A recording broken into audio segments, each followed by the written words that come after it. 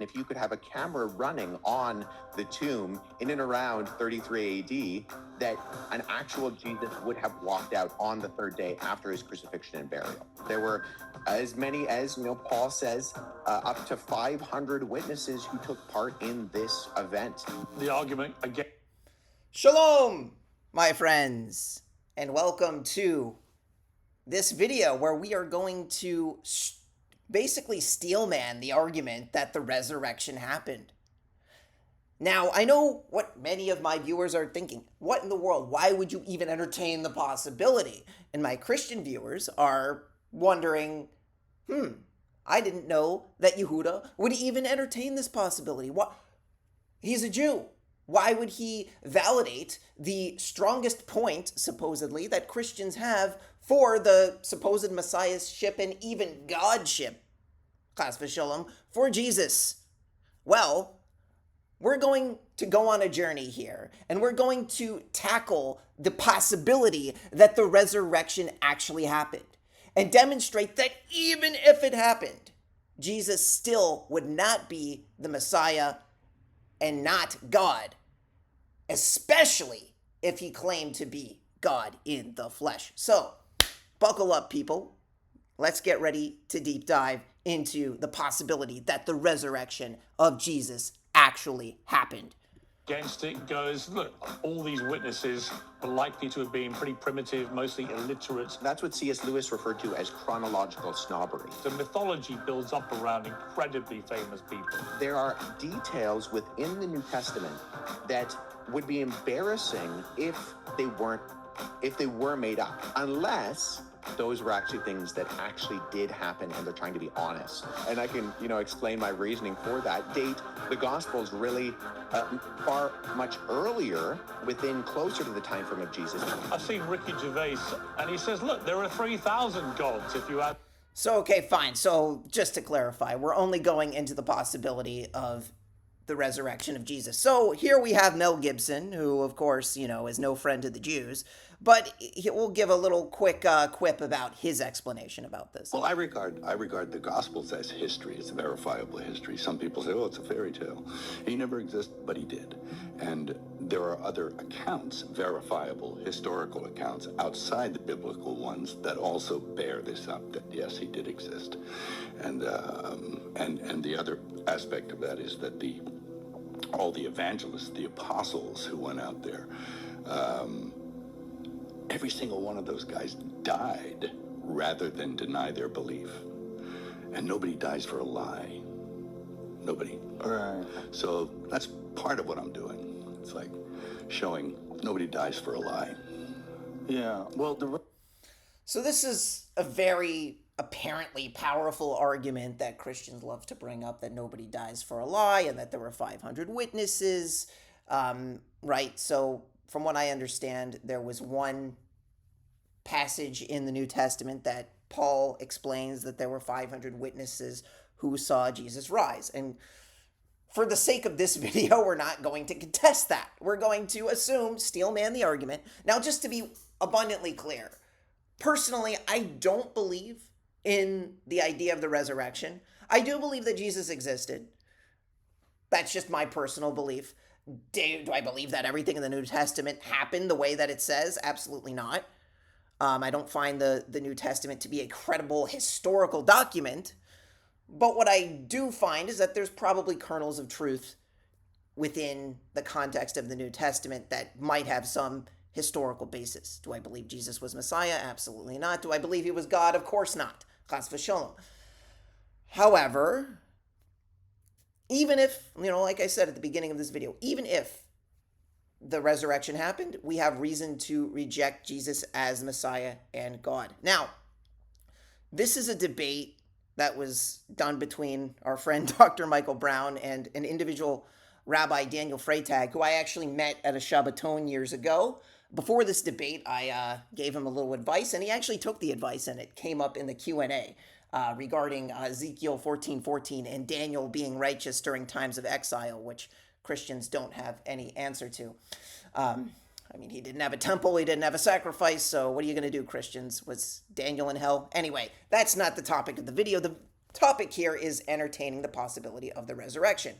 Now, why are we steel manning the resurrection? Well, because if you see as evidence from this debate, I don't know, of my audience who have seen this, definitely watch the debate. It was wonderful.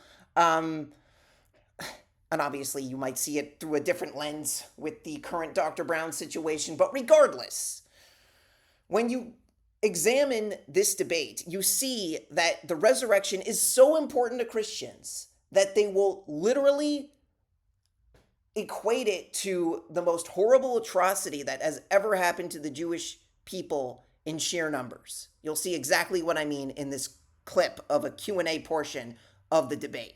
It's not either or. Thank you. Mr. Freitag, Rabbi Freitag, I have to make a statement.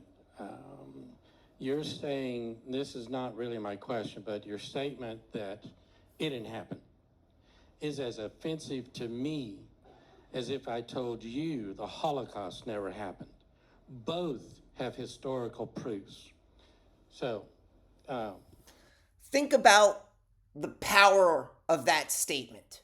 From a Jewish perspective, Jews who don't believe in Jesus, this statement is absolutely asinine that you would equate 6 million people in the most horrible atrocity of modern history or any sort of, in sheer numbers and sheer hatred toward the Jews, that you would equate that to the death of Jesus over 2,000 years ago. It's just asinine. But this is genuinely how Christians feel. And I can prove it. The majority of Christians genuinely feel this way. You can see there was a video that Jews for Jesus did back in 2014 around Passover time. It was called That Jew Died for You. And it was basically showing if, hypothetically Jesus was, in Auschwitz, he would just be another Jew and, just like everybody else. But they were emphasizing that, his death was more important because, they care more about one individual 2,000 years ago than 6 million individuals. So this is sort of the moral high ground that a lot of Christians like to use in claiming that, Christianity is all-inclusive, whatever. Really what they're saying, though, is all those people who didn't believe in Jesus, who died in the Holocaust, they're saying, well, they're all burning in an eternal hellfire. So I don't know how you can look at a Jew in the straight, with a straight face and say, we're more inclusive and we actually have more compassion relative to you. I don't know. Clearly, and just to let you know, this video was banned from YouTube. Whether or not you think that was, a good thing, a bad thing, whatever. Clearly, the optics of it weren't the best. But we'll play a little bit more from this clip, and you'll see more into the Christian perspective. secondly, my question is, as I understand in the Talmud, there's a teaching that there was a scarlet thread wrapped around the door of the temple and one around the neck of the scapegoat.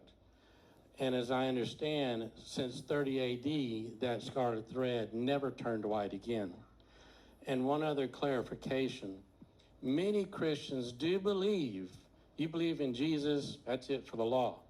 Well, that's not what Jesus himself said. In the four Gospels, which I went over a lot because I was a true atheist, there's only one commandment he gave, to love it says, love each other as I have loved you, and they will know that you're my disciples. But he kept saying, if you keep my commandments, plural, then you're my friend. And I'm just telling you, I said, God, what the heck are you talking about? And he says, they're in Exodus 20.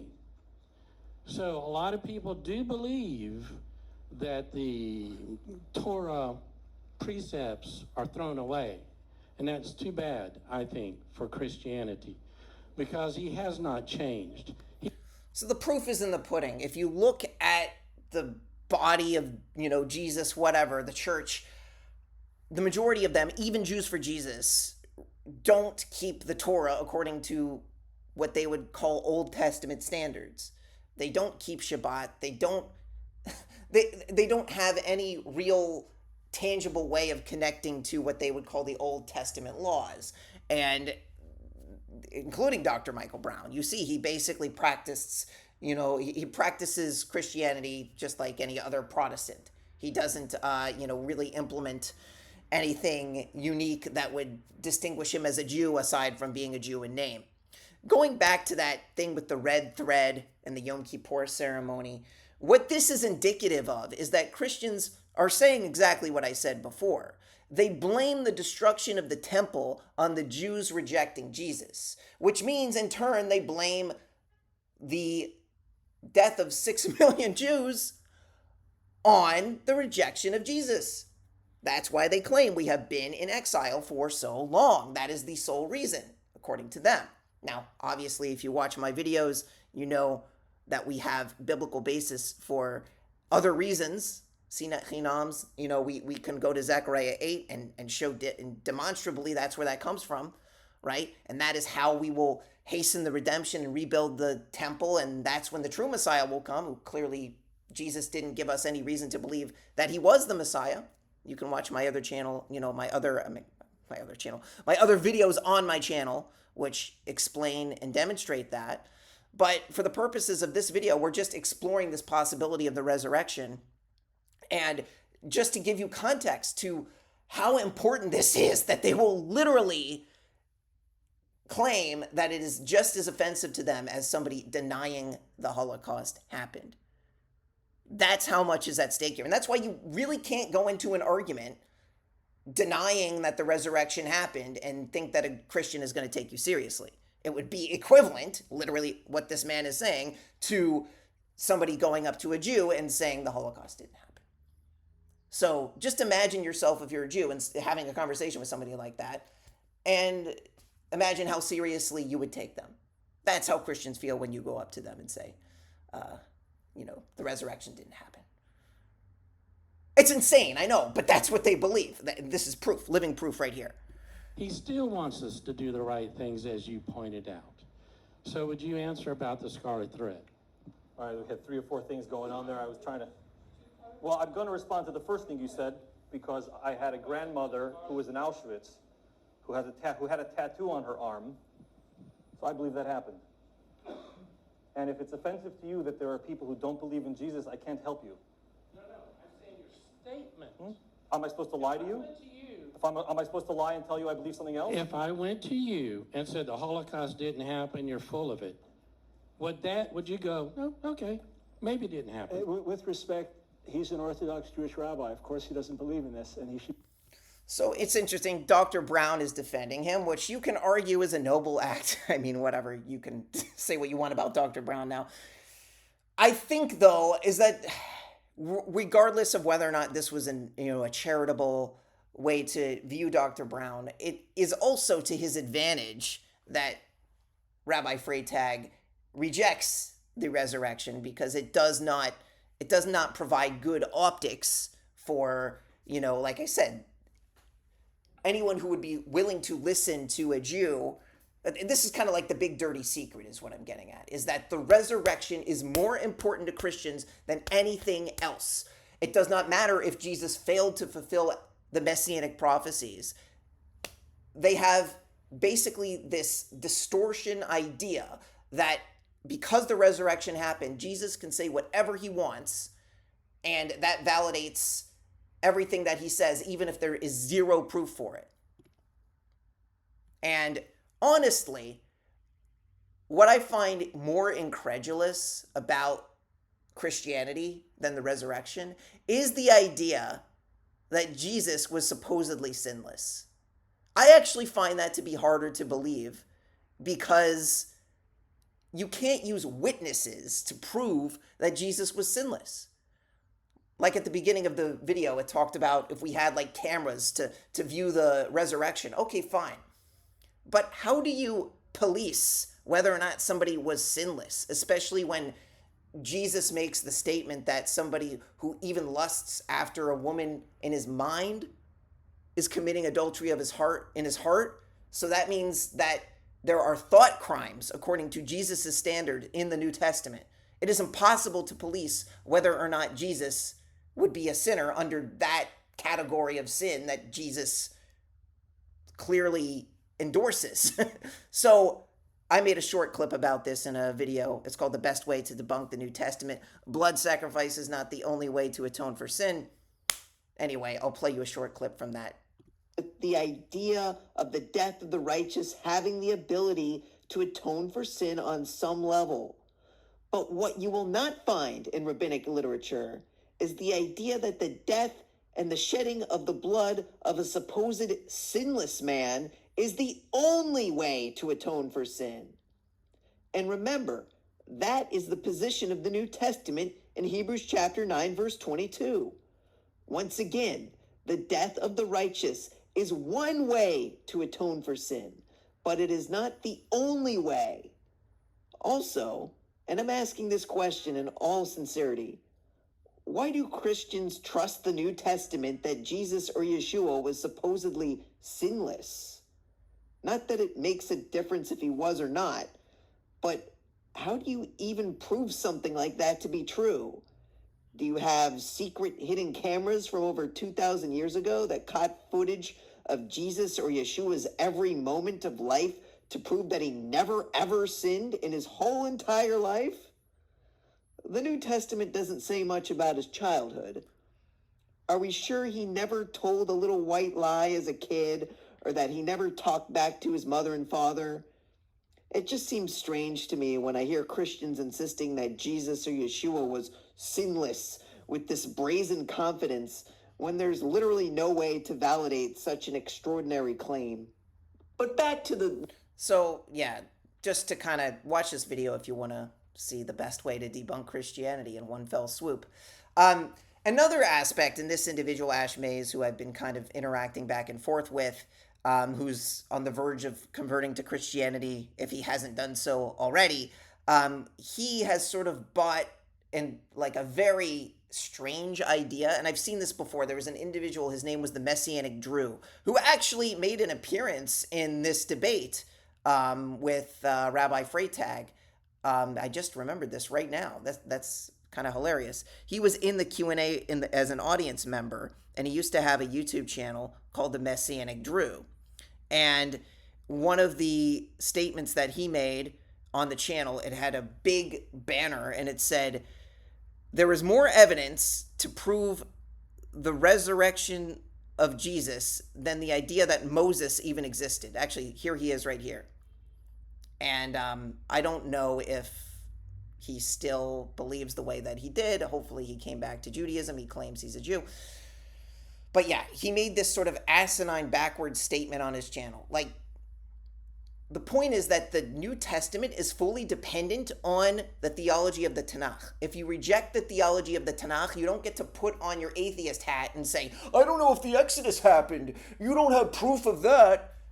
Like, what a ridiculous notion to try and argue against the Tanakh, right? The New Testament authors, for example, did not need the proof of the quote-unquote resurrection in order to believe that the Torah was true, that the words of the prophets were true. That wasn't what was necessary. All they needed was the idea of the history of the Jewish people that they were a part of, right? They went the wrong direction by believing in Jesus, but, you know, especially if they believed it was God, but like, goodness sakes, like, you can't just completely reject the foundational theological claims and then claim, well, the resurrection just proves everything. That is literally the definition of painting a target around the arrow and saying bullseye. That's not impressive. That's making up your own nonsense. And anyway, so here's the sentiment. And it does not rely on other religions in a way that is self-contradictory.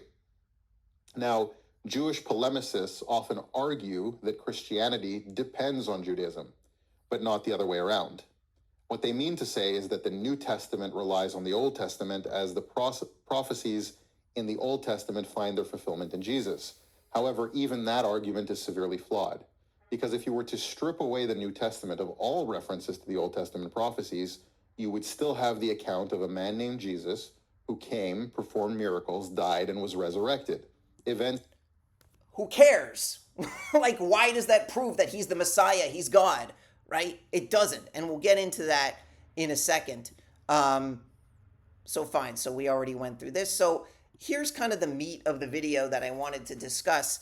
This individual, he actually hosted the debate with Rabbi Freytag and Dr. Michael Brown. And he is one of these very adamant, so you see him here. So he's a Messianic Jew, and he claims that the resurrection basically proves that Jesus, he basically shares this sentiment with Ashmaze over here, who we just saw.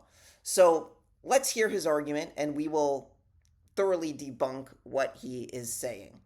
And Luke 22, in his trial before the Sanhedrin, Jesus claims to be the divine Messiah. Now, according to the New Testament accounts, the Sanhedrin requests Pontius Pilate to have Jesus executed, and as a result, he is sent to be crucified. So, through the available means, the Sanhedrin fulfill their duty of executing Yeshua as a false prophet, according to Deuteronomy 13, verse 6.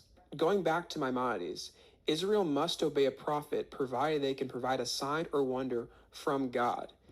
So here's what's fascinating. He quoted from Deuteronomy chapter 13, verse 6, and he's going to go into detail later about why that's significant.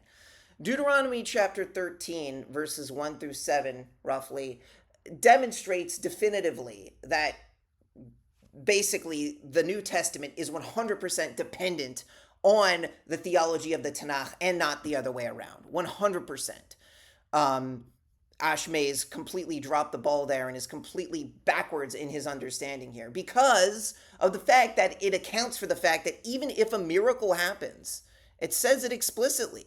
It says, everything I command you this day. Okay, so here's the verse. I think in Christian Bibles maybe it's slightly off, but it says, if there arise you, among you a prophet or a dreamer of a dream, and he gives you a sign or wonder. Let's say he says, I'm going to die and I'm going to be resurrected on the third day, right? After I'm dead, just like Jesus did, supposedly, right? And the sign or wonder which he speaks, of which he speaks happens, and he says, let us go after other gods which you have not known, and let us worship them. And then he says, you know what? Every time the angel of the Lord was mentioned in the Tanakh, that was actually me. It was actually Jesus, right? Even though it doesn't say that anywhere in the Tanakh, and there's no explicit proof to say that Jesus was the angel of the Lord or made any sort of appearances in the Tanakh, right? I mean, you could have, somebody say that, Bar Kokhba was that. That would hold just as much weight, right? Which all of those ideas are silly, right? It says, you shall not heed the words of that prophet or that dreamer of dream, for the Lord your God is testing you to know whether or not you really love the Lord your God with all your heart and all your soul, and you shall follow the Lord your God, you shall keep his commandments, you shall heed his voice, and worship him and cleave to him, and that prophet or dreamer of dream shall be put to death because he spoke falsehood about the Lord who brought you out of the land of Egypt. So that's what this individual is saying here. So it's important to recognize that he is acknowledging this. Now, you'll see he cannot make his argument without distorting the context of rabbinic literature. And you're going to see that this is going to bite him later. It is not advantageous for Christians to distort the context of rabbinic literature because not only does it hurt them in the context of rabbinic literature, but the New Testament also testifies against them as well. So keep watching. And please like, share, and subscribe if you like what you guys have been seeing. Because we really need to debunk this silliness. So please share this message. And the sign Yeshua provided to prove his messianic identity is his resurrection from the dead. Lapid points out that 1 Corinthians 15, verse 3... No, you'll notice here, where does it make exceptions in the text for resurrections? Does it say... If someone resurrects themselves, though, that's a very unique miracle that... If that happens, that means that person is literally God in the flesh, even though nobody knew who he was, right? You didn't know that Jesus was really the God of Israel, God forbid, right? But because he resurrected himself, you don't have to keep Shabbat anymore. You don't have to whatever. And basically you have to worship Jesus because that's your only option because he resurrected himself. And it doesn't say that. This is what we call eisegesis, right? There's no exegetical proof from Deuteronomy 13 to say that resurrections are some unique miracle that we need to pay attention to, even if there's no evidence of worship of Jesus in the Tanakh. Anyway. 3 through 7 is, quote, the oldest testimony of the resurrection of Jesus in a midrash-like manner, expressing that God intervened against all appearance and in spite of all unbelief and revealed his power to save. So this also goes back to the foundation, the foundational teachings of Christianity. It says, more than that, this is 1 Corinthians 15, it says, more than that, we are then found to be false witnesses about God. We have testified about God that he raised Jesus from the dead, but he did not raise himself, but he did not raise him if in fact the dead are not raised. For if the dead are not raised, then Jesus has not been raised either, right? So it's basically saying that, let me find this. Yeah, it says, if Jesus has not been raised, then our preaching is useless, and so is your faith. That is the foundational reason why Christians are so concerned with the resurrection. They literally, they put all of their, everything in this basket. Everything rides on the resurrection according to their own understanding, not according to the Tanakh, as we've seen. And we'll get into more reasons why as we go. The New Testament's message is consistent. God raised Jesus from the dead. It is a claim that must be understood within its Jewish context. We know that in Judaism... So let's understand this within its Jewish context, okay? First, we'll look at the Tanakh, all right? Let's look at, generic ideas of resurrection. So you have in Daniel chapter 12, it says, many who sleep in the dust of the earth will awaken. So this is referring to resurrection. Those for eternal life and those for disgrace, for eternal abhorrence. Okay, so the concept of resurrection does not necessarily mean something positive, right? Especially in the context that we see in Daniel chapter 12. You can be resurrected to eternal abhorrence.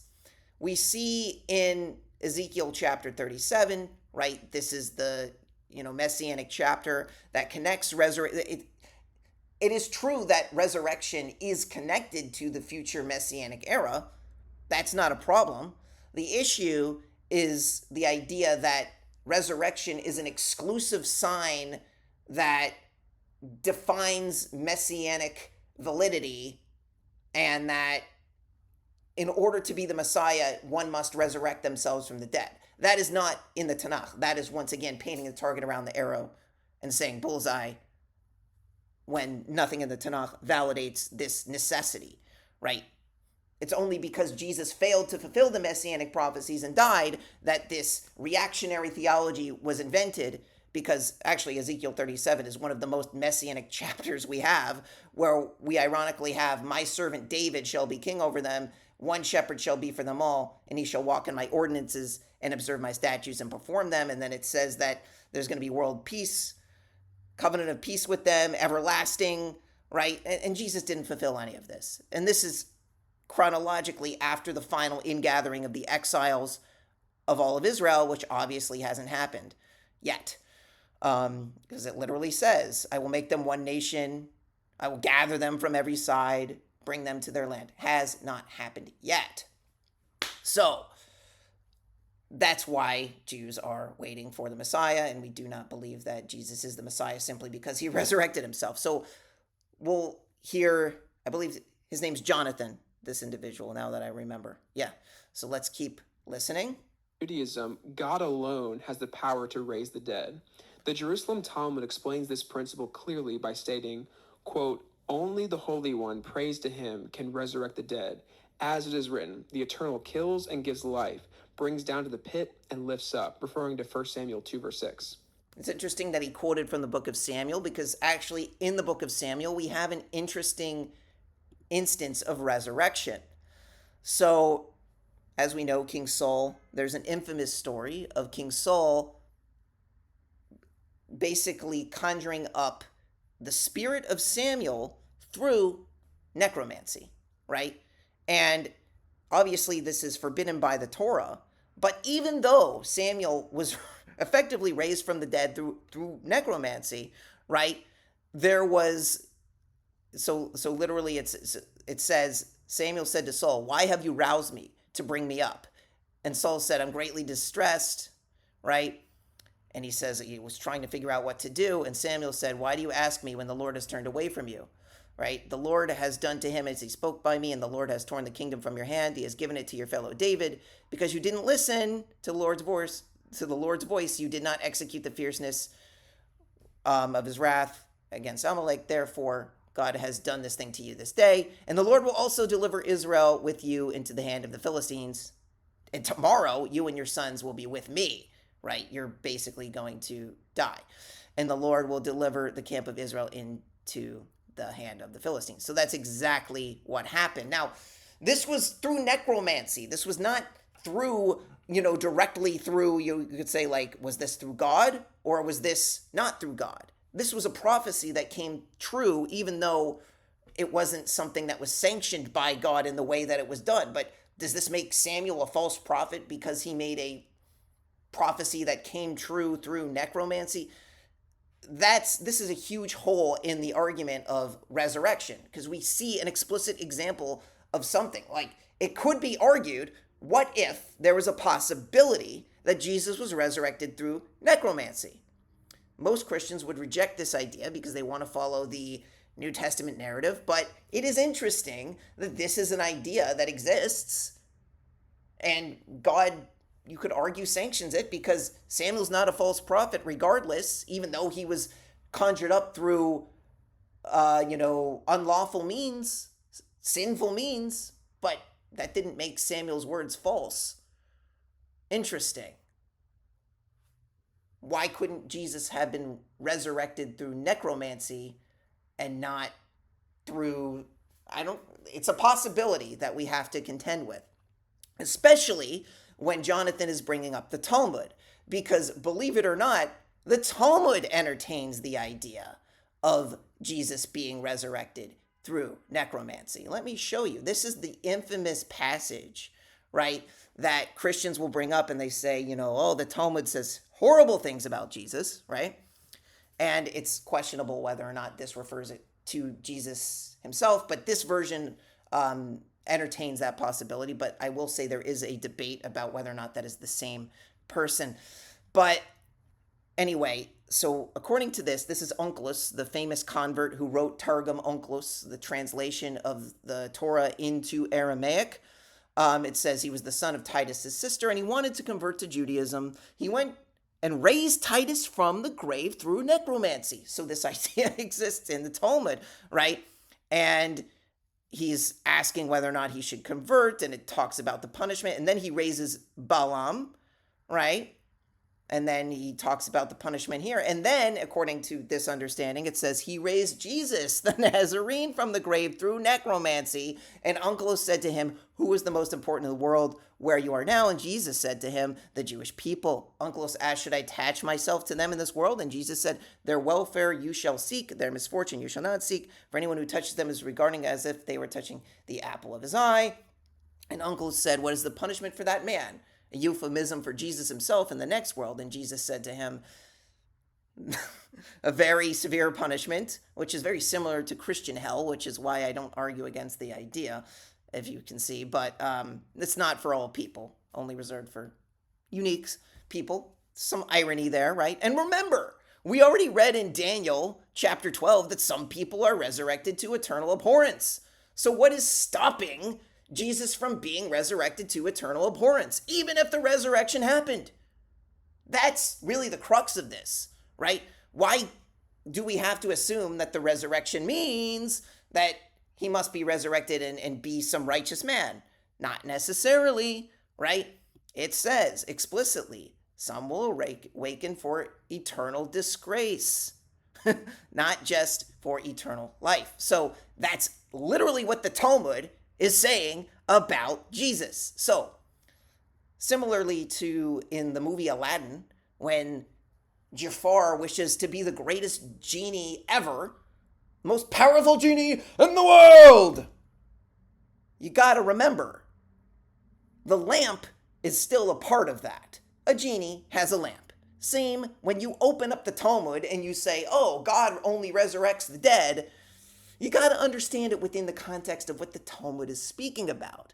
So you can't just open up Pandora's box and take the stuff that you want and then put the stuff back inside and say, oh, we're all good now. No, no. Especially when now I get the opportunity to use the New Testament against you regarding its theology on resurrection. And it doesn't look pretty for you, Jonathan. Anyway, you can respond to this if you like in kind, but let's keep listening. Another passage from the Tanakh that is understood in Judaism to reveal God alone has the power to raise the dead is Deuteronomy 32, verse 39, which says, "See now that I, even I, am He, and there is no God with me. I kill and I make alive." During the Middle Ages, members of the Tosafot, a school of Torah and Talmudic interpretation, produced the Torah commentary DOESN. In this text, they interpreted Deuteronomy 32, verse 39 to mean, quote, "There is no other deity beside me. I cause death and I resurrect exclusively. I alone possess this power, and only I am able to resurrect the dead." So we have to understand that in the context of the rest of the Talmud, right? We see here, once again, Onkelos was resurrecting Bilam, Jesus, Titus through necromancy, right? We're not saying that these ideas, it's very similar to what was happening with, remember he was a convert to Judaism. He was trying to figure out, he wasn't Jewish when he was doing this. He was, a pagan or, whatever he was related to. He was trying to figure out, should I join the Jewish people or not? So he was doing all these things he shouldn't have been doing, but I guess he wasn't held to the same degree of punishment because maybe he didn't know, right? Regardless, you can't just separate this idea of resurrection when you have explicit examples in Samuel, for example, and the Talmud that show that necromancy, even through necromancy, you can get some sort of true prophecy.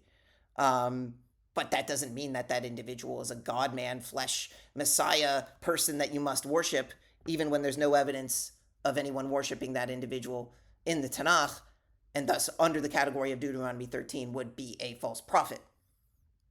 Resurrections don't,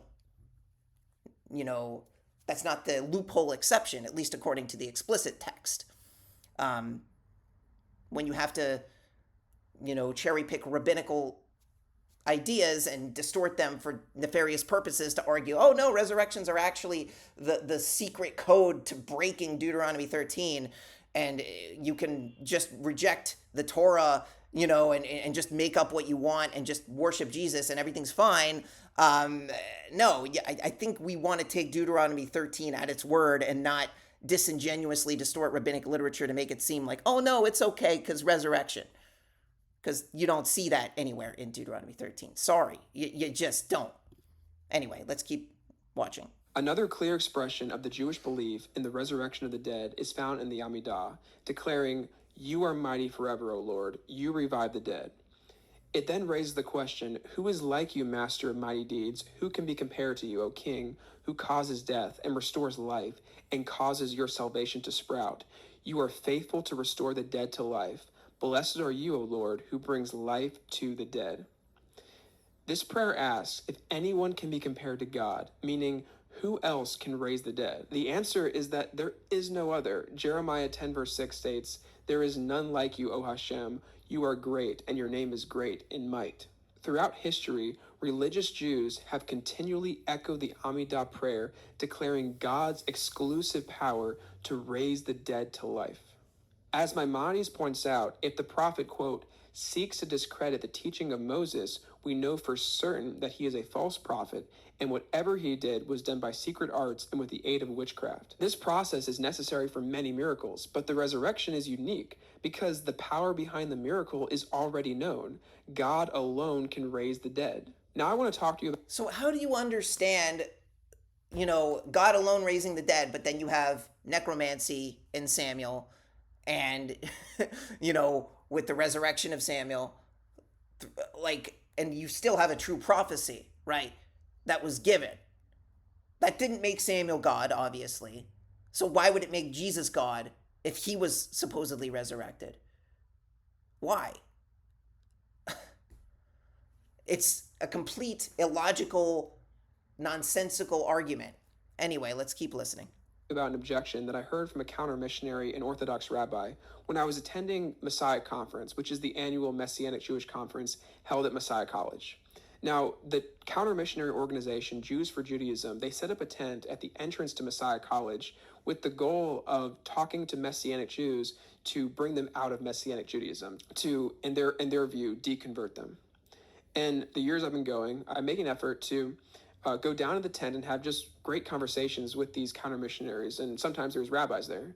And one year when I was attending Messiah Conference and having conversations with these counter-missionaries back down at the tent, I was talking with one Orthodox rabbi, and we were discussing the historical evidence for Yeshua's resurrection.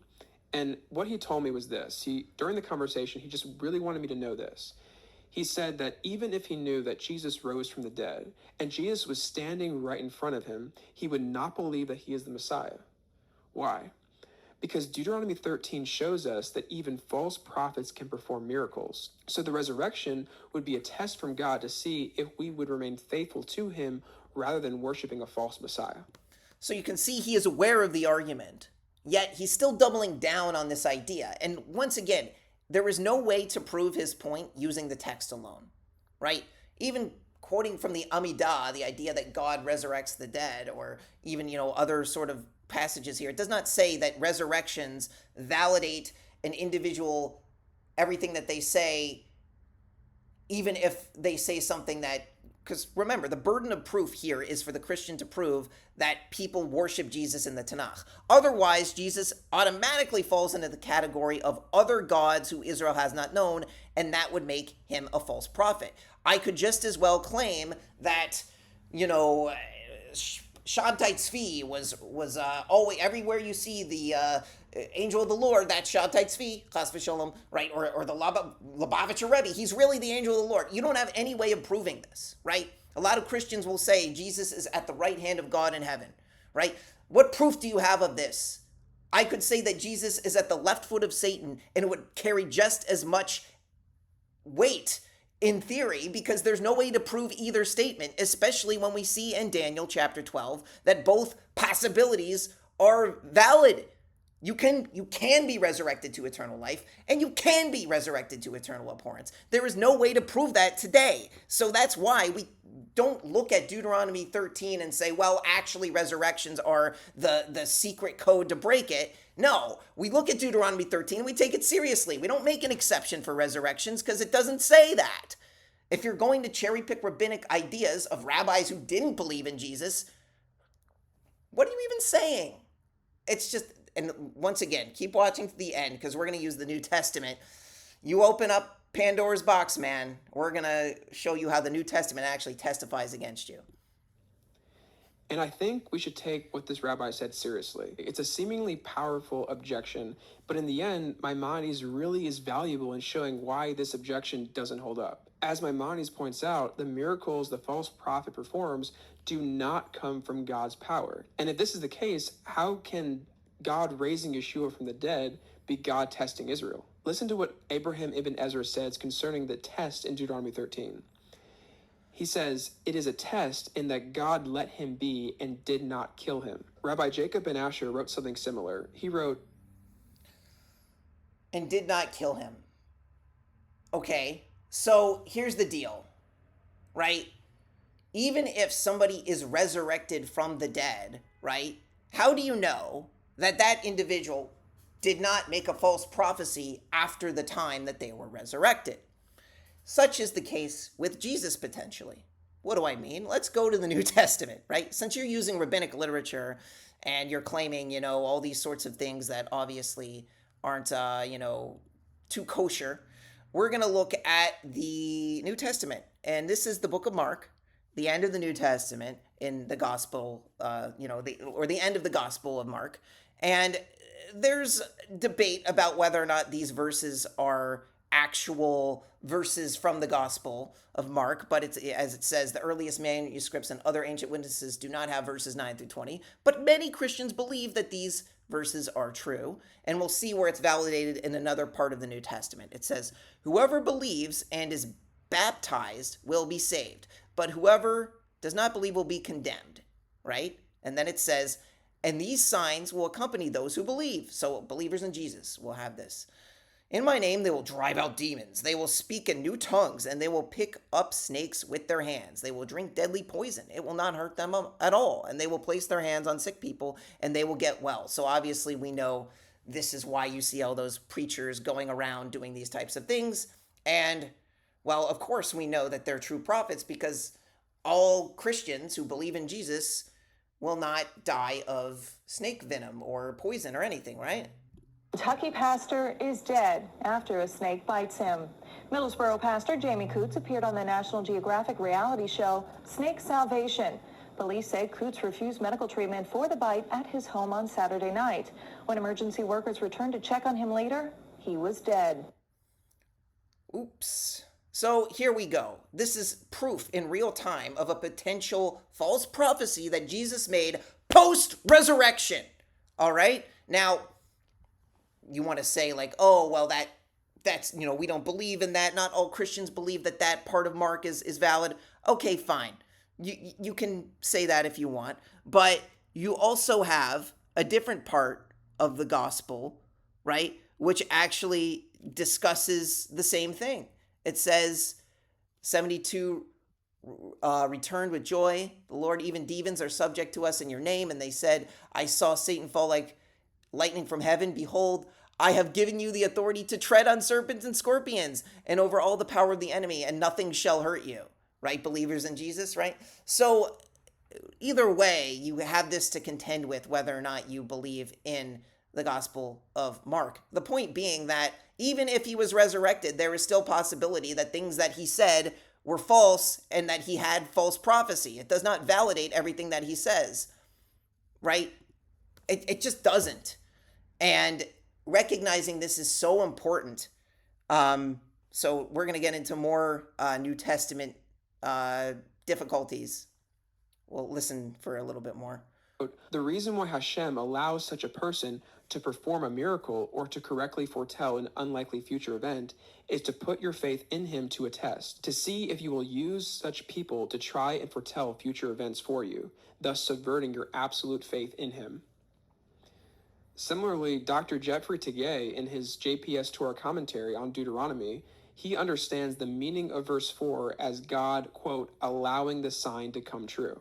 What all these statements from these Jewish thinkers have in common is that God allows false prophets to produce signs and wonders. But this is different. This is different than God being the source of power for those false prophets' miracles. Support for Maimonides' position can be found in Deuteronomy 18, verse 20 through 22, which asks and answers the question how one can know if someone claiming to be a prophet is in fact a false prophet. This is what it says. But the prophet who willfully shall speak a word in my name, that which I have not commanded him to speak, or who shall speak in the name of the gods of others, that prophet shall die. When you say in your heart, how can we know the word that Hashem has not spoken? If the prophet will speak in the name of Hashem, and that thing will not occur and not come about, that is the word that Hashem has not spoken. With willfulness has the prophet spoken it. You should not fear him. In Deuteronomy 18, God speaks to Moses and tells him that Israel can know that one claiming to be a prophet is a false prophet when their prophecy does not come to pass. And this leads to the following observation. I'll tell you the following observation, what we just saw in Mark, right? And in Luke. You see that people who believe in Jesus, through tangible evidence today, do not necessarily have these immunity to snakes. Well, really at all. I mean, that's why you have these individuals. Now, you can say they're not real Christians. You can say whatever. They don't have the spirit. You can paint the target around the arrow all you want and deny the hard evidence, which Christians are amazing at doing, right? Ignore Deuteronomy 13. Ignore the fact that snake venom literally will kill Christians even if they profess their belief in him. Ignore all of that because the resurrection is the only thing that matters, right? Right? Wrong, even according to the New Testament. This is the killer, right? Because you want to use the Talmud, you want to try and justify resurrections are only through God and all this stuff and distort these ideas and neglect the idea that this could have been through necromancy and it can only be through God, blah, blah, blah, blah, blah. All right, let's go to Revelation chapter 13 regarding the infamous Antichrist. All right, here's what it says. I saw a beast rising out of the sea with 10 horns and 7 heads, with 10 diadems in its horns and blasphemous names on its heads. And the beast that I saw was like a leopard. Its feet were like a bear's, its mouth were like a lion's mouth. And the dragon gave power, and to it the dragon gave power, and to his throne great authority. One of its heads seemed to have a mortal wound, but its mortal wound was healed. And the whole earth marveled as they followed the beast. What was this? This was resurrection, or apparent-looking resurrection. They worshiped the dragon, for he had given authority to the beast, and they worshiped the beast, saying, "Who is like the beast, and who can fight against it?" Why? What was the sign? Resurrection, even according to the New Testament. So why are you going around claiming that if one resurrects from the dead, that means that that person is God, when the very miracle that you claim validates Jesus is the same miracle that validates the Antichrist according to the book of Revelation? Even your own New Testament testifies against you in terms of this. Now, Christians, of course, in the comments are probably going to say different Christians might have different interpretations. Well, it looks like he was resurrected, but he wasn't actually resurrected. Okay, so then why couldn't that happen with Jesus too, right? You can't say that, maybe it looks like a resurrection, but it wasn't a real resurrection. He didn't really die. Okay, then why couldn't that happen with Jesus too? Why do we have to assume that Jesus is some unique resurrection miracle when the New Testament even demonstrates that people can be tricked into thinking something is a resurrection, right? But of course, Christians aren't going to accept that. So let's just assume that Jesus actually died and he was actually resurrected.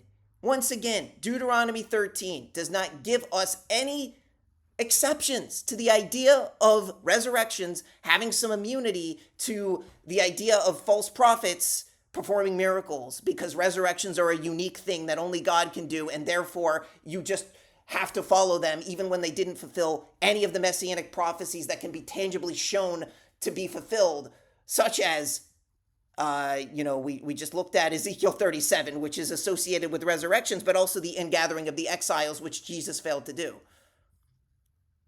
Okay, you can't just have your cake and eat it too, quote from rabbinic literature, and go around saying, resurrection, the only God can do it. You gotta actually have a tangible, consistent understanding of prophecy that is exclusive to the Messiah, and not make some excuse for yourself because 1 Corinthians 15 says that resurrections are the end-all be-all of everything, and you can just throw everything out in the Bible and claim that, well, Moses didn't exist according to evidence, but the resurrection happened. Come on, guys, open your eyes. This is absolutely absurd. Come visit the rest of the videos on my channel and explore them, and you can definitively understand that Jesus did not fulfill the Messianic prophecies. It does not matter if he was resurrected, and Jesus is not the Messiah or God. I hope this video has been a blessing to you all. Shalom Aleichem. Please like, share, and subscribe. Thank you for listening.